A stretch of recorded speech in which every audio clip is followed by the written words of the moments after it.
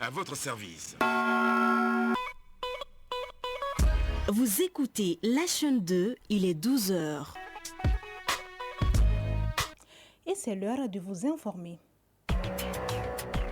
Infocité, le journal de l'info de proximité sur la 95.2. À la une de l'actualité de ce 12 heures, dont de l'ONG International Rescue Committee à l'endroit de 328 ménages victimes des dernières inondations. 14 millions de francs CFA, c'est le montant du don. Les détails à suivre dans ce journal. Toujours en rapport avec les dernières inondations, la rentrée scolaire est reportée au 4 novembre. Que pensent les Maliens de ce report? Vous aurez la réponse au cours de cette édition. Il sera question des souvenirs de nos jeux d'enfants. Notre reporter Djeneba Diarra est allé à la rencontre de certaines personnes âgées qui se souviennent de cette période de leur vie et qui en ont même la nostalgie. Infocité, c'est aussi le tour d'horizon de l'actualité internationale qui vous sera développé dans cette édition par Issa Dao. Et dans la page sport, nous retrouverons Daouda Kone. C'est tout pour le sommaire. Le développement, c'est dans un instant. Jeudi 3 octobre 2024. Mesdames et messieurs, bonjour et bienvenue à la présentation Awa Sidibé. Tout d'abord, Maliens, Burkinabés et Nigériens se rencontrent depuis hier dans le cadre de l'harmonisation des documents de voyage et d'identité dans l'espace AES. C'est à Bamako que s'est ouverte la dite rencontre sous la présidence du secrétaire général du ministère de la Sécurité et de la Protection civile. Elle se veut être la réponse au défi de la cohésion régionale dans un espace libre et prospère. Une fois n'est pas coutume, la série de formations initiée par la direction de l'ORTM se poursuit. Ce mercredi, c'était au tour de l'une des plus belles plumes du quotidien sénégalais Le Soleil de partager son expérience avec les agents. Autour de la thématique suivante, le journalisme de rigueur et la communication de haute sphère. Seydou Sissouma, ancien chef de campagne du président Feu Amadou Toumani Touré et actuellement à la HAC, a rappelé aux participants la nécessité de suivre à la lettre les règles éthiques et déontologiques du journalisme. Modibo Sidibé. Ce mercredi 2 octobre, à la faveur de la série de formations initiée par la direction de l'ORTM, les agents de la structure à l'école des mastodontes du journalisme, Seydou Sousouma. J'ai été grand reporter au niveau du département international et là-bas ça a un sens parce que vraiment, quand on est au soleil, au département international, on passe sa vie à voyager. L'homme n'est plus à présenter car il demeure une des figures emblématiques de l'espace médiatique malien et sous-régional. Seydou Sousouma a fait ses armes au quotidien sénégalais Le Soleil avant de regagner le Bercail pour accompagner le président Feu Amadou Toumani Touré durant son mandat en tant que son directeur de la communication. D'ailleurs, les premières heures de la formation ont été consacrées à ces riches parcours entre le Sénégal et le Mali. La thématique du jour portait sur le journalisme de rigueur et la communication de haute sphère. Seydou Sousouma d'insister sur le respect de l'éthique et de la déontologie, gage de professionnalisme et de responsabilité. Vrai, l'environnement dans lequel les jeunes journalistes évoluent est un environnement changeant, mais souvent les supports changent, mais les règles ne changent pas fondamentalement. Il s'agit d'appliquer le même journalisme au fait d'équilibre, de respect de l'éthique et de la déontologie, qu'on soit dans un média traditionnel ou qu'on soit sur un nouveau média. Donc, venir leur dire où est-ce qu'on a commencé et jusqu'où on est arrivé. Autre aspect évoqué lors des échanges, la révolution numérique avec l'évolution des nouvelles technologies de l'information. Le défi qu'on a, c'est d'avoir des pôles multimédia qui soient capables de donner des changes à ces groupes-là, mais parce qu'ils surcommuniquent sur ces réseaux à notre détriment. Un des moments forts de cette formation est sans conteste la série de questions-réponses. Les participants se sont beaucoup penchés sur l'art de la communication d'un chef d'État. L'état des lieux, des outils de communication et des espaces qui étaient dédiés au président dans sa relation avec la presse et le grand public. Nous avons trouvé par exemple qu'à chaque 8 juin, qui était un peu la date d'investiture du président, une interview que le président faisait avec 3 journalistes triés sur le volet. On trouvait que l'exercice c'était bon. Mais qu'on pouvait faire mieux. C'est là où on a instauré la conférence de presse du 8 juin. On a dit tous ceux qui ont une carte de presse, le 8 juin au matin, vous venez. Notons que Seydou Sousouma est actuellement membre de la haute autorité de la communication. Il a été aussi membre du comité restreint qui a posé les jalons de l'école de journalisme du Mali. Cette dernière qu'il souhaite aussi florissante que le CST de Dakar pour servir de tremplin aux futurs grands journalistes du continent. Seydou Sissouma, un modèle à suivre. Je vous le disais dans les titres, en réponse à l'appel d'aide aux victimes des inondations des plus hautes autorités de notre pays, l'ONG International Rescue Committee, en collaboration avec ses partenaires, vient de faire un don en espèces. Ce don qui concerne 328 ménages de l'école de Bozola et du quartier Sans Fil en commune 2 du district de Bamako s'élève à 14 millions de francs CFA. Aïssata Traoré pour les détails. Les récentes inondations ont causé des morts et d'énormes dégâts matériels. Beaucoup de ménages se sont retrouvés dans des écoles comme ici à Bozola et au quartier Sans Fil. Les conditions de vie sont précaires et le besoin d'aide est pressant. C'est dans ce élan de solidarité et pour répondre à l'appel des autorités que l'ONG International Rescue Committee vient de faire un don en espèces. Mathias Meyer, directeur pays de IRC. Il y a des inondations qui continuent et alors ce besoin humanitaire, c'est ça qui nous a amené à appuyer les populations et dans des quartiers où ils sont plus affectés ici à Bamako. Ici, nous travaillons aussi avec une autre ONG, l'ONG Open Mali, qui aussi appuie avec des biens non alimentaires. Ce don s'élève à 14 millions de francs CFA répartis entre les 328 ménages résidant à l'école de Bozola et au Sans Fil en commune 2 du district de Bamako. Baïsa Nyare, porte-parole des bénéficiaires. Nous sommes tristes mais heureux aussi aujourd'hui, car on a su que dans notre difficulté, des gens pensent à nous et viennent pour nous aider. Nous remercions les autorités et l'ONG dont le don va contribuer à soulager notre situation. Dieudonné Sagara, représentant du gouverneur de Bamako. Nous félicitons en tout cas l'IRC pour cette initiative et nous remercions tous les partenaires qui ont contribué à accompagner cette initiative. Et c'est le lieu aussi pour demander en tout cas à tout un chacun d'aider le comité régional de veille sur les inondations du district de Bamako. En plus de l'argent, l'ONG, grâce à son programme de santé et de nutrition, en collaboration avec le CCRF de la commune 2, a fait des dépistages sur la malnutrition des enfants de 0 à 5 ans. Ces enfants seront également pris en charge par l'ONG.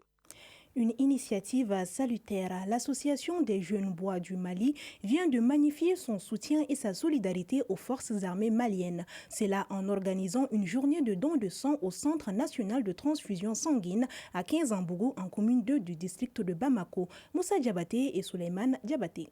J'offre mon sang pour rendre hommage aux femmes tombées sur les champs de l'honneur. Ainsi s'intitule cette journée de don du liquide précieux. Souleymane Kamaté, président de l'Association des jeunes bois du Mali. C'est de mon devoir de soutenir les autorités surtout et les femmes en particulier, donc en donnant mon sang. Zazé Norbert Damele, président de Bois Nimi.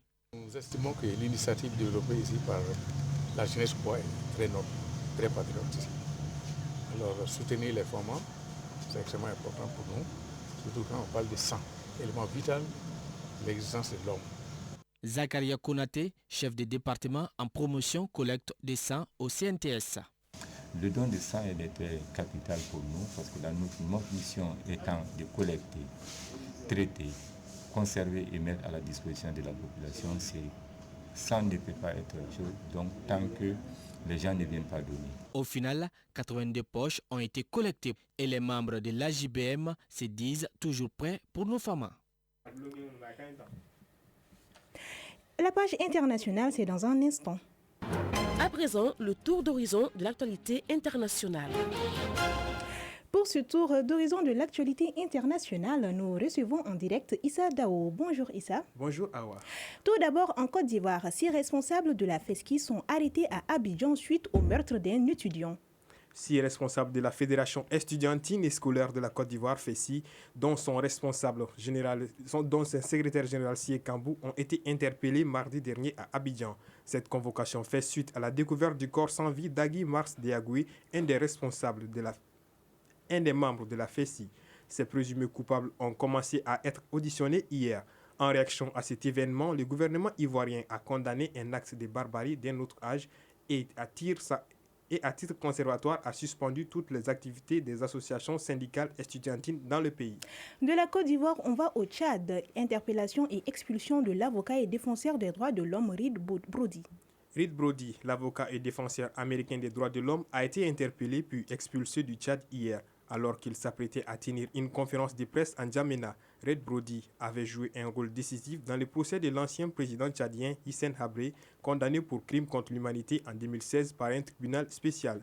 Il s'y rendait par ailleurs régulièrement au Tchad afin de soutenir les victimes de son régime. Au Canada, le Québec arrête le recrutement d'infirmières africaines. Le Québec ne recrutera plus de personnel infirmier dans une grande partie de l'Afrique afin de ne pas créer des pénuries pour les populations de plusieurs pays. Ce choix a été annoncé par Radio-Canada et salué par plusieurs partis d'opposition. Cela faisait 2 ans que la province canadienne menait une politique active pour embaucher les infirmières à l'étranger, dont sur le continent africain, car ses propres infirmières désertent le système public de santé. Enfin, aux îles Maurice, le Royaume-Uni rétrocède la souveraineté des îles Chagos. Le Royaume-Uni a accepté de céder à l'île Maurice la souveraineté des îles Chagos, un archipel de plus de 60 îles situé dans l'océan Indien et longtemps contesté dans le but de garantir l'avenir d'une base militaire américano-britannique stratégiquement importante à Diego Garcia. Dans un communiqué publié aujourd'hui, le gouvernement britannique a déclaré que l'accord était fortement soutenu par les partenaires internationaux, y compris les États-Unis. Et voilà, Awa, c'est ce que l'on pouvait retenir de l'actualité internationale de ces 12 heures. Merci Sadaou pour toutes ces informations. Un sujet qui nous concerne tous. Le ministre de l'Éducation nationale, tenant compte de l'état de catastrophe nationale, a informé l'ensemble de la communauté éducative lors du journal télévisé que la rentrée des classes 2024-2025 est reportée au lundi 4 novembre. Notre reporter Fatoumata Togola s'est baladé avec son micro en ville pour recueillir l'avis des Maliens sur ce report. Initialement prévue pour ce mardi 1er octobre, la rentrée scolaire est désormais fixée au lundi 4 novembre 2024. Une déclaration qui a suscité de nombreuses émotions, en particulier chez les enfants. Omar Piliaba est un jeune écolier. Il nous partage ses sentiments. Je suis content parce que nous jouons davantage au football et au but. Même actuellement, nous jouons au ballon.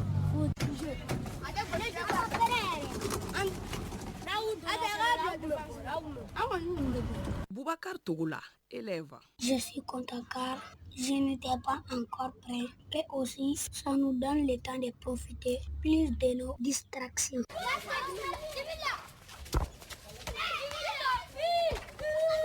Le report de la rentrée des classes n'a pas fait que des heureux. Il a aussi été une frustration chez certains. Sadibou Diallo, élève.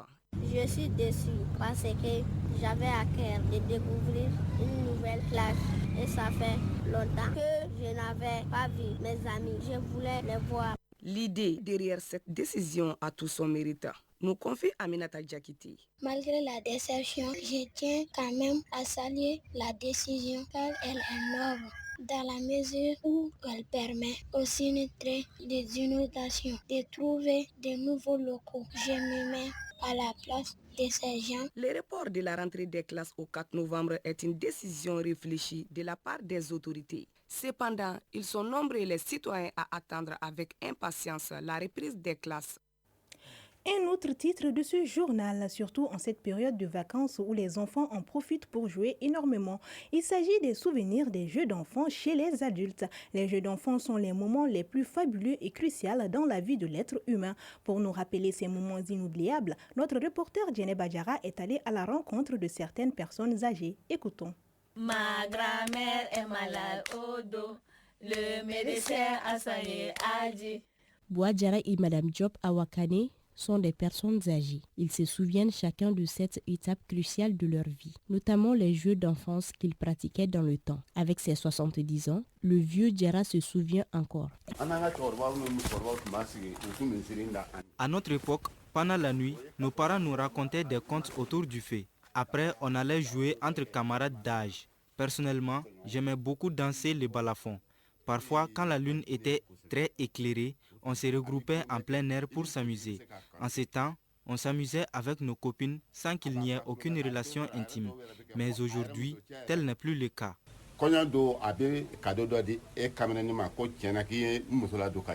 Des attitudes qui sont rares aujourd'hui dans notre société. Madame Diop Awakane est mère de famille. La quinquagénaire explique la différence entre les jeux d'enfance de leur époque et d'aujourd'hui. Pendant notre enfance, on jouait au wali. On creusait les petits trous pour mettre des petits cailloux et pour ensuite faire le tour. On faisait des salawali. On jouait la marelle. Et la nuit, on faisait des clapements de mains. On chantait et dansait entre filles. Mais malheureusement, avec l'arrivée de la nouvelle technologie, la nouvelle génération n'a pas le temps pour ces jeux. Chaque zone a sa particularité. Par exemple, au nord du Mali, notamment dans la région de Tombouctou, les jeux d'enfance sont considérés comme impératifs, d'où cet adage. Un enfant qui n'a pas passé par cette étape n'a rien fait de la vie. Dans la cité des 333 saints, certains jeux demandent de l'endurance, nous dit Abdoulaye Azaviakoui. Moi, le jeu qui m'a le plus marqué dans mon enfance, que j'ai gardé comme souvenir, c'était le jeu de Alungwe Lungwe. C'est un jeu qui se fait entre amis de génération d'âge. Le jeu, c'est quoi? Quand tu soulèves le pied, ton appui est seulement sur un seul pied. Tout le monde est sur un seul pied. Donc maintenant, vous vous mettez à vous pousser. Chaque fois que tu pousses quelqu'un, si la personne arrive à tenir sur son pied d'appui, il reste toujours dans le jeu. Dans le cas échéant, s'il tombe, ce qui veut dire qu'il est disqualifié du jeu. Dans la vie, chaque chose a son temps. La vie aussi est un temps. Donc, profitons chaque instant de notre vie.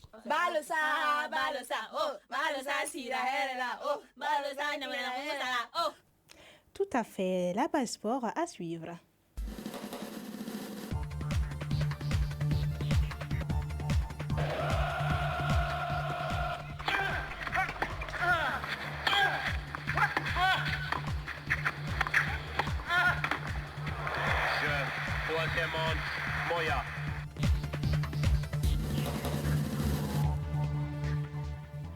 Et nous retrouvons Daouda Kone pour le développement. Bonjour Daouda. Et bonjour Awa.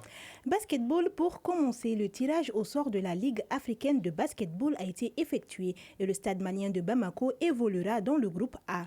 En compagnie d'Al-Ahly de Tripoli, Creole Star du Cap-Vert et Association sportive des forces armées et de sécurité du Burkina Faso.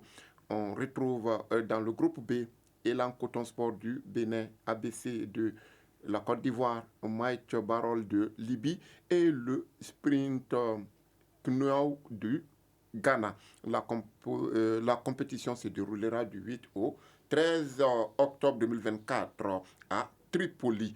Les deux premières équipes de chaque poule se qualifieront pour la prochaine étape Elite 16. Football, à présent, la Supercoupe de football du Mali édition 2024 a été repoussée au 19 octobre et le début du championnat au 8 novembre 2024. La Fédération malienne de football a annoncé un report de la très attendue Supercoupe Ben Omar Sy qui devait se jouer le 5 octobre opposant le Djoliba AC au stade malien de Bamako aura désormais lieu le samedi 19 octobre 2024. Ce changement a également des répercussions sur le calendrier du championnat professionnel Ligue 1 désormais programmé pour le 8 novembre. Ces ajustements visent à assurer une meilleure organisation pour le lancement de la saison. En ce qui concerne la Ligue des champions d'Europe, la deuxième journée a été bouclée hier. Avec 9 rencontres au programme, les Espagnols du FC Girona ont été battus 2-3 par les Néerlandais de Feyenoord Rotterdam. Shakhtar Donetsk de l'Ukraine chute 0-3 face aux Italiens d'Atalanta. Aston Villa gagne 1-0 face au Bayern Munich. Benfica l'emporte 4-0 devant l'Atlético de Madrid. Dynamo Zagreb et Monaco ont fait match nul 2 buts partout. Lille gagne par le minimum d'1-0 face au Real de Madrid. Liverpool s'impose 2-0 devant Bologne en déplacement. Dortmund l'emporte 3-2 face au RB Leipzig et Sturm Graz a été battu 0-1 par le Club Bruges. A signalé que cette deuxième journée a démarré mardi. Le Red Bull Salzbourg avec les jeunes Maliens Néné Dorgelès, Mamadi Djambou et Daouda Guindo a chuté à domicile devant le Stade brestois des Maliens Kamouri Doumbia et Massadio Haïdara par le score de 4-0. Merci Daouda Koné pour toutes ces informations. Merci à vous aussi. La page météo, c'est tout de suite.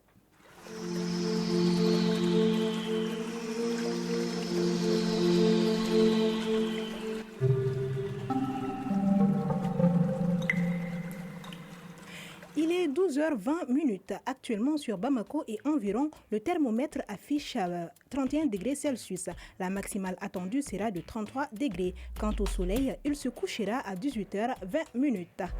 Ainsi prend fin cette édition présentée par Awa Kinza Sidibé, mise en onde Penda Dao, réalisation Salimata Konate, Fatoumata Togola, mise en ligne Badji Touré, coordination Salimata Dao, Aminata Konate. Merci de l'avoir suivi, ne décrochez surtout pas. L'information continue sur la chaîne 2 avec l'édition de 13h et le journal en Bamanankan à 15h avec Daouda Kone. Retrouvez Fatoumata Boiguide dans Infocité de 18h.